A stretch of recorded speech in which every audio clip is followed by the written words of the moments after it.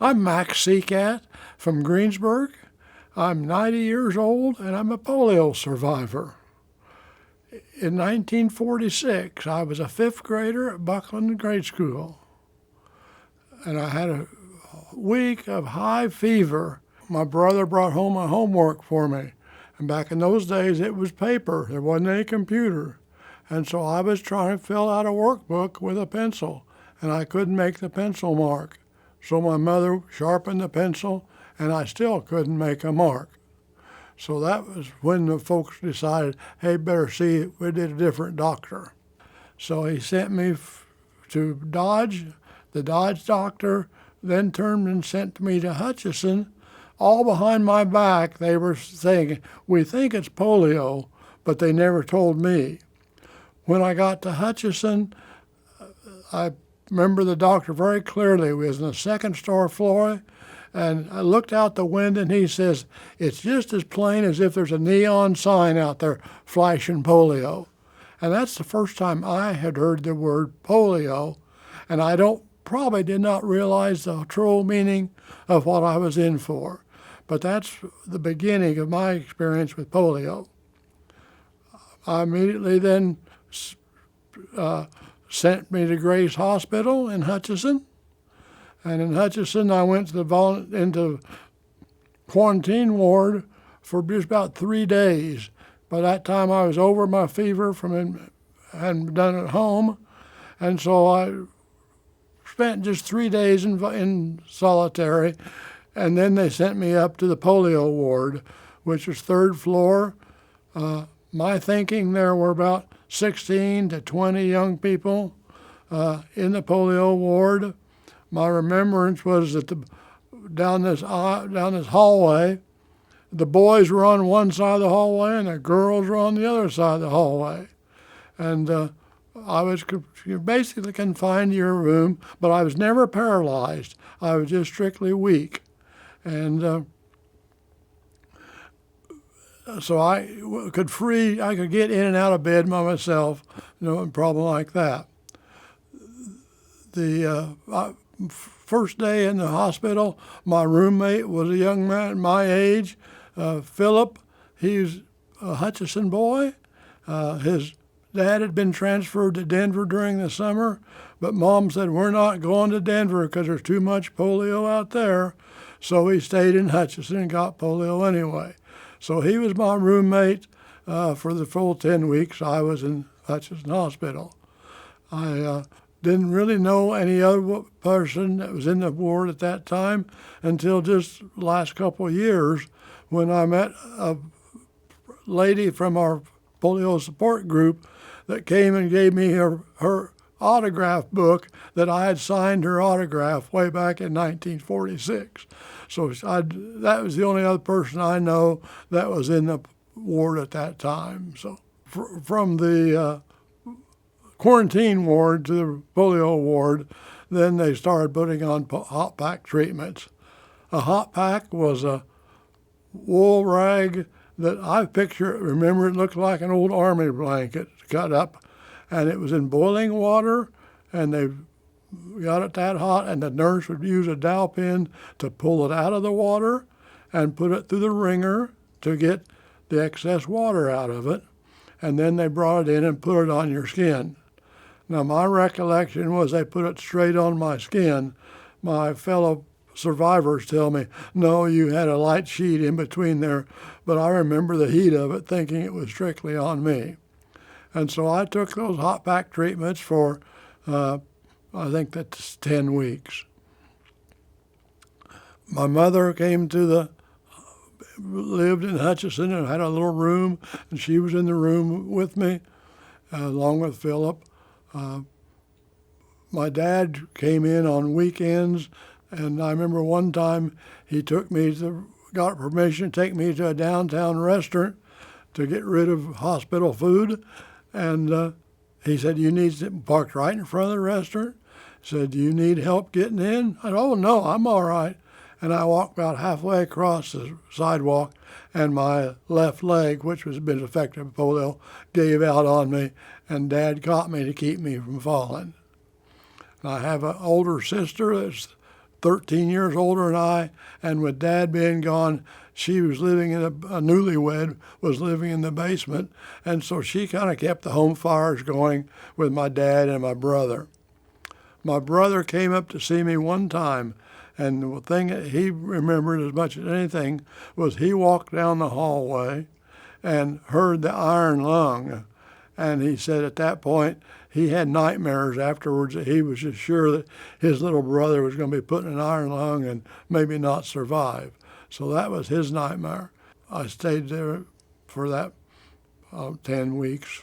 Hot pack treatments, the nurse would bring in and put one on. And I don't know, it was my right arm and my left leg. And so I don't know how many hot packs I had on each arm, but they covered each arm and the leg. And my mother was there, but anyway, she would watch the nurse put the hot pack on me. And then she, of course, had to go down the hallway to put hot packs on the next people down the hall. And so my mother was sitting there and say, well, after 10 minutes, that hot pack's cooled down. So she went in and got new hot packs and put on me. And about time they were cooling down, well, here came the nurse back ready to give me what she thought was the second one. And so it was actually my third one. And so in my time there all morning, and we did it basically all morning, I was getting just twice the number of hot packs that my roommate was. And when we were ready to check out, 10 weeks later, the nurse said, she was so pleased at how quickly Max had come around. And my mother quickly put up her chest and said, well, I was giving him twice as many hot packs as he did. And that nurse scolded my mother like I've never heard anyone speak to. You could have ruined that little boy's arms with that, and that was not prescribed.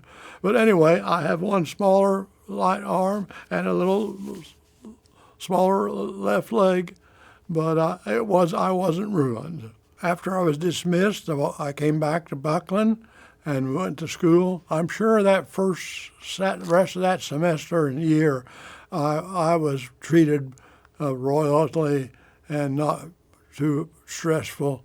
But after that, I was just a normal teenager. I went through all the process of schools. By high school, I was in band and music and plays, and I was out for all athletics. I played football, basketball, and track, and I commented on it that I was just the average little small high school athlete. After high school, I went into college, got a graduate degree and to teach. I taught for 45 years. Started off at Walton and then Wellington and Greensburg. Greensburg was all but most of the time was in Greensburg. It has been my home now for the last many years. So, and I really never thought about that I was a polio survivor. It was past, and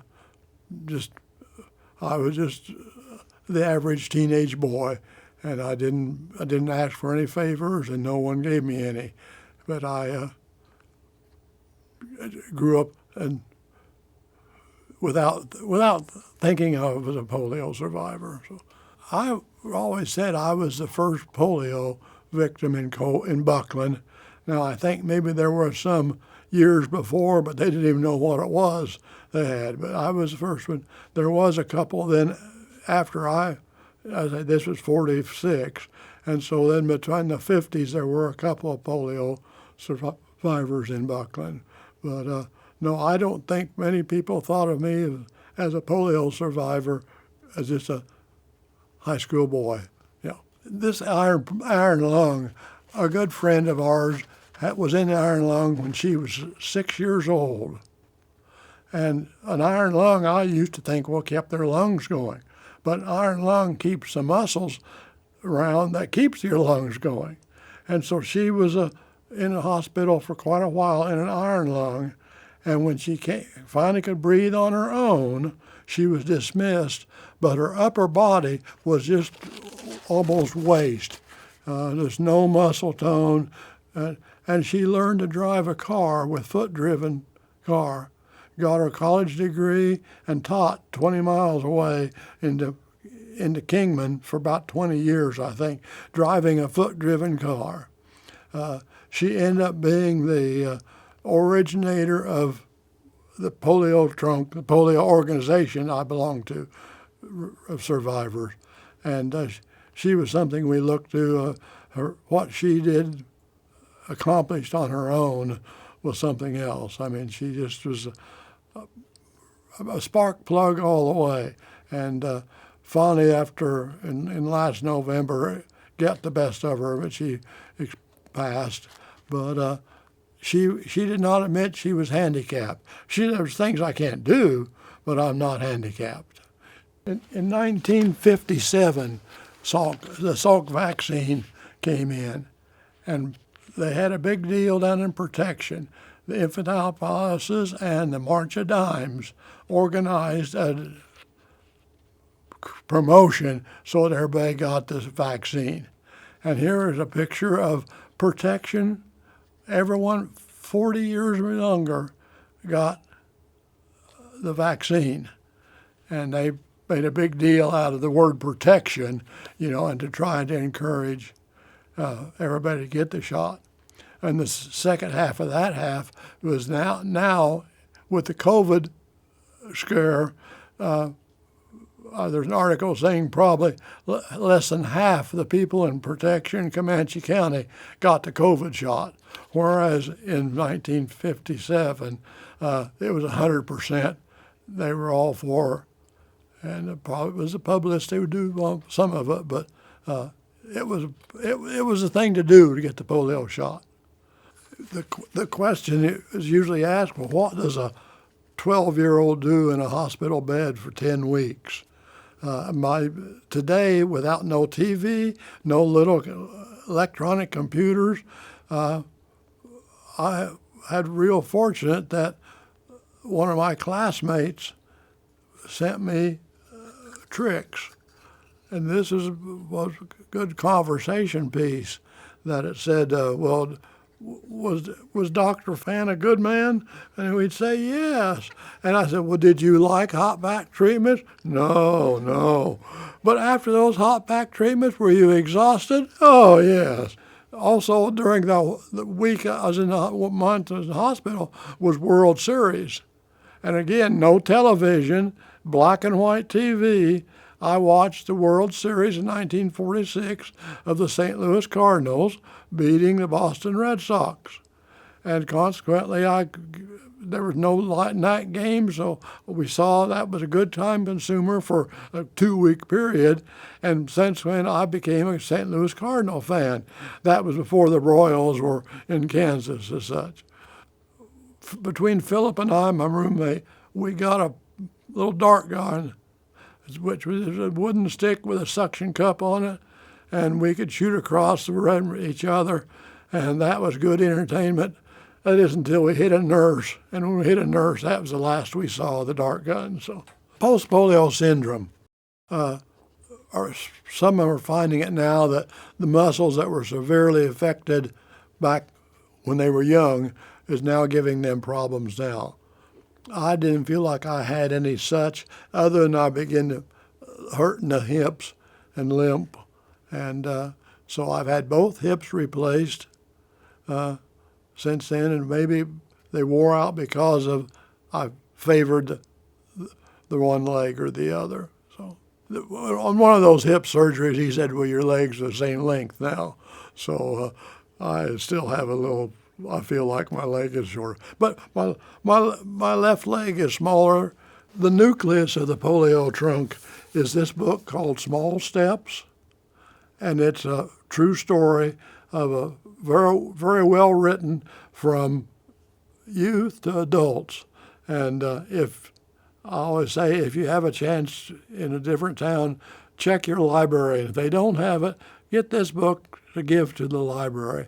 It's a real good story. This is a condensation now of a bunch of polio survivors have written their story. And I've got a story in there, and the lady that was our director for those years, I think is in there, and I recommend that they find that and read that story. That it's really an inspiration of what she did, and it didn't. All it told was going through polio. It didn't tell how she was successful in teaching and leading our group for so many years. So I ended up with my little speech was, "I'm a survivor."